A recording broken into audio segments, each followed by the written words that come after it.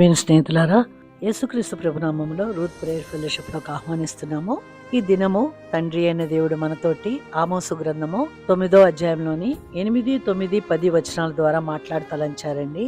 ఆనాటి ఇశ్రాయేలీయులు పరిశుద్ధమైన జీవితం జీవించేలాగున అనేకమైనటువంటి కట్టడలు, నిబంధనలు తండ్రి అయిన దేవుడు ఇచ్చారు. వాటి నుంచి తొలగిపోయిన వారు పరిశుద్ధత లేని జీవితంలో ఉన్నారని, వారు తీర్పులోకి రాబోతున్నారని, అయినా కూడా దేవుడు ప్రేమించి వారిని కృప వారి పట్ల చూపిస్తారని ఈ 3 వచనాల ద్వారా దేవుడు మాట్లాడుతున్నారండి. ఒక్కొక్క వచనము చూస్తూ మనం వివరించుకుందామండి. 8వ వచనం చూద్దాము. ప్రభు అయిన యెహోవా కన్ను ఈ పాపిష్టి రాజ్యం మీదనున్నది, దానిని భూమి మీద ఉండకుండా నాశనము చేతును. అయితే యాకోబు సంతతి వారు సర్వనాశనము చేయక విడిచిపెట్టుదును. ఇదే యెహోవా వాక్కు.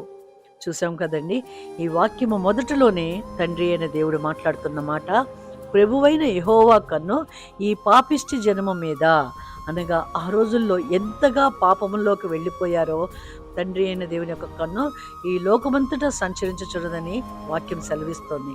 ఆయన కనుదృష్టట ఆనాటి ఇశ్రాయేలీయుల రాజ్యం మీద చూసినప్పుడు వాళ్ళ పాపముతో నిండి ఉన్నారు కనుక దానిని భూమి మీద ఉండకుండా నాశనం చేస్తాను అని అంటున్నారు. అంతేకాకుండా యాకోబు సంతతి వారిని సర్వనాశనము చేయక విడిచిపెట్టుదును అంటున్నారు. అనగా ఇక్కడ తండ్రి అయిన దేవుడిగా తన ప్రేమని, తన యొక్క కృపని ఆనాటి ఇశ్రాయేలీయుల పట్ల చూపిస్తున్నట్టుగా ఇక్కడ అవగతమవుతోందండి.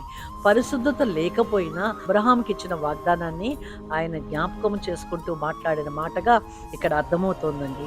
అయితే యాకోబు సంతతి వారిని సర్వనాశనము చేయక విడిచిపెట్టుదును, అనగా ఎవరైతే తమ తప్పును తాము గ్రహించుకుంటారో వారిని విడిచిపెడతాను అని, వారిని కాపాడతానని దేవాది దేవుడు సెలవిస్తున్నారు. ఇర్మియా గ్రంథంలో కూడా వ్రాయబడి ఉంది అదే మాట. యెహోవా వాక్కు ఇదే, నిన్ను రక్షించుటకు నేను నీకు తోడై ఉన్నాను.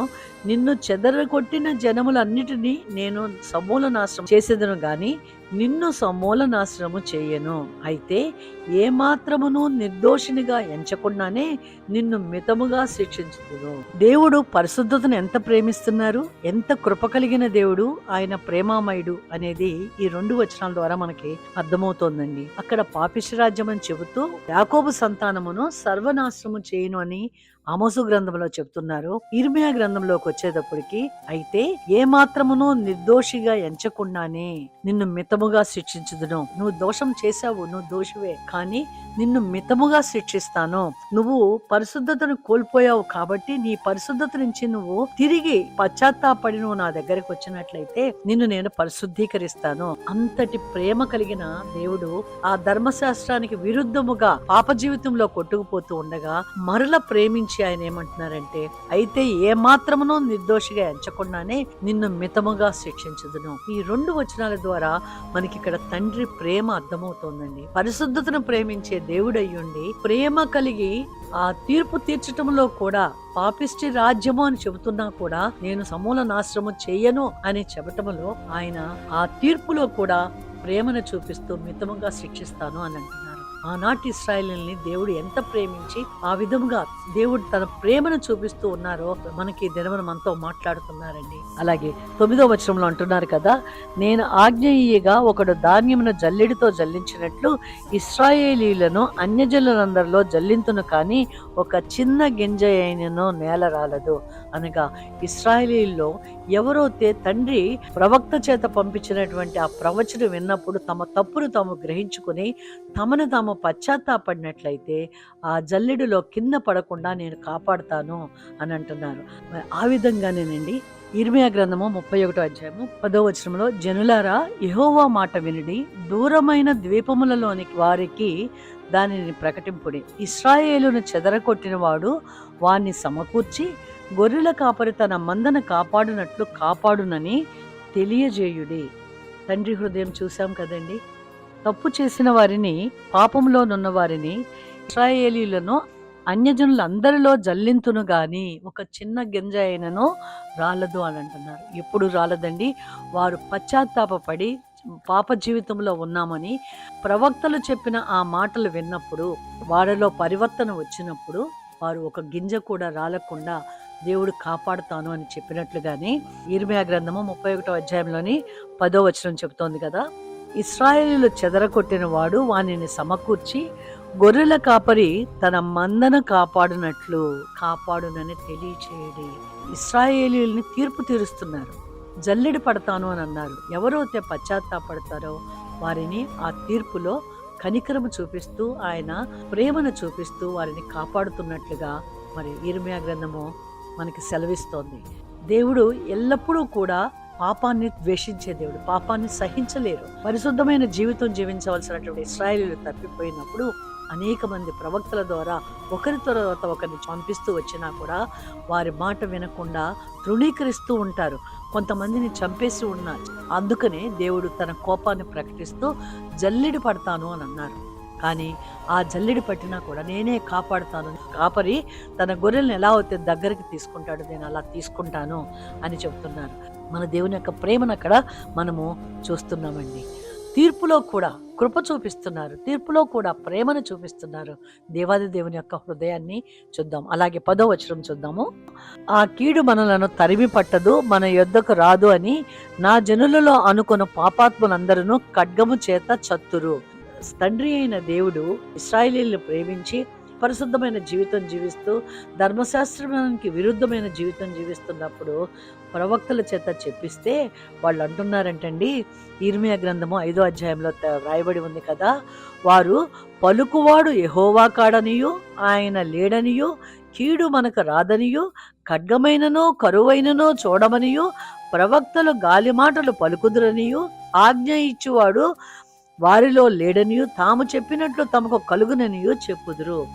ఇశ్రాయేలీయుల దేవుడు వారికి ప్రవక్త ద్వారా పంపించిన మాటకి వ్యతిరేకముగా ఈ మాటలన్నీ పలుకుతున్నారండి. పరిశుద్ధమైన జీవితం లేకుండా జీవించినప్పుడు దేవుడు వారితో మాట్లాడినప్పుడు నా జనులలో అనుకొను పాపాత్ములందరూ ఖడ్గము చేత చత్తురు అని తండ్రి అయిన దేవుడు చెప్తూ ఉండగా ఇశ్రాయేలీయులు చెప్తున్నారంటండి, ప్రవక్తలు గాలి మాటలు పలుకుదురనియు ఆజ్ఞ ఇచ్చేవాడు వారిలో లేడనియు చెప్పుదురు. అనగా ప్రవక్తల చేత తండ్రి అయిన దేవుడు వారితో మాట్లాడటానికి పంపిస్తే వారు చెబుతున్న మాటలండి, పలుకువాడు యెహోవా కాడనియు ఆయన లేడనియు కీడు మనకు రాదనియు ఖడ్గమైననో కరువైననో చూడమనియు. వారు జీవిస్తున్నది పాపమో, వారి దగ్గరికి దేవుని మాట వచ్చింది. ప్రవక్తలు వచ్చి చెబుతూ ఉండగా దేవుని పట్ల ఎంత తృణీకారంతో ఉన్నారో చూడండి. పలుకువాడు యెహోవా కాడనియు ఆయన లేడనియు. ఎంత భయంకరమైనటువంటి వారి స్థితిలో ఉన్నారో అయినా కూడా దేవాది దేవుడు వారిని ఎంత ప్రేమించారు. తీర్పులో కూడా ఆయన కనికరమును చూపిస్తూ లూకాసు వార్తలో చెప్పబడినట్టుగా నోవాహు లోతులు ఆ దినములలో ప్రజలు నిర్లక్ష్యంగా ఉన్నప్పుడు దినములలో ఎలా జరిగిందండి, అకస్మాత్తుగా తీర్పు వచ్చింది. ఆ తీర్పులో లోతు కుటుంబము నోవాహు కుటుంబం మాత్రమే రక్షింపబడింది. మనము కూడా అదే విధంగా ఒకప్పుడు జీవించి ఉన్నాం. ఇప్పుడైతే దేవుని కృపలో ఆయన రక్తంతో కడగబడి ముద్రించబడి ఉన్నాం. మన శిక్ష ఎవరి మీద పడిందండి? యేసు ప్రభువు మీద పడింది. మన అతిక్రమ క్రియలను బట్టి అతడు గాయపరచబడిను, మన దోషములను బట్టి నలగ కొట్టబడిను, మన సమాధానార్థ శిక్ష అతని మీద పడెను. అదండి మనల్ని విడిపించిన మన దైవాది దేవుడు పరిశుద్ధుడు కనుక ఈ లోకంలో మనం క్రైస్తవ జీవితంలో మనం జీవిస్తూ ఉండగా కుడి ఎడమలకి తొట్టిల్లిపోకుండా మనం ఆయన మార్గంలో నడవాలని, ఆయన చిత్తములో జీవించాలని దేవుడు కోరుకుంటూ మనతో మాట్లాడుతున్న మాట అండి.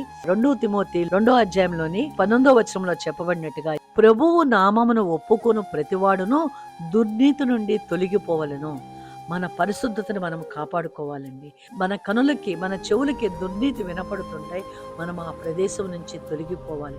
ఎందుకంటే మనము క్రీస్తు సాక్షులుగా మనము జీవించవలసి ఉంది. మనమే ఒక సువార్తగా, మన జీవన విధానమే ఎదుటి వారికి ఒక సువార్తగా కనపడి దేవుని ప్రేమించేవారు, క్రీస్తు నడవడి కలిగిన వారని మనల్ని చూసి ఇతరులు చెప్పుకున్నట్లుగా క్రీస్తు మన ద్వారా, మన ప్రవర్తన ద్వారా, మన జీవితం ద్వారా క్రీస్తుని ఎరుగునట్లుగా, తెలుసుకొనున్నట్లుగా మన ప్రవర్తన ఉండాలని దేవుడు కోరుకుంటూ ఈ దినాన మనతో మాట్లాడుతున్న ఈ జీవము కలిగిన మాటల ద్వారా ఆనాటి ఇశ్రాయేలీయులు తీర్పులోకి వచ్చారు.